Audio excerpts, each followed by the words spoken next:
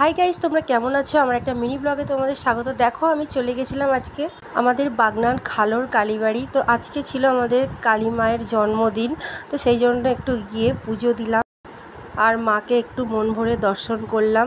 তো দেখো, এখন কাজ চলার কারণে মন্দিরে, সেই জন্য পাশেই হচ্ছে জগদ্ধাত্রী মন্দিরে পুজো নেওয়া হচ্ছে, ওখানেই সবাই পুজো দিচ্ছে। তারপর পুজো দেওয়া হয়ে যেতে আমি একটুখানি মেলাটা ঘুরে দেখলাম। যদিও সকালের দিকে গিয়েছিলাম আমি, সেরকম মেলা বসেনি, বিকালের দিকে দুপুরের দিকে আরও বেশি মেলা বসবে।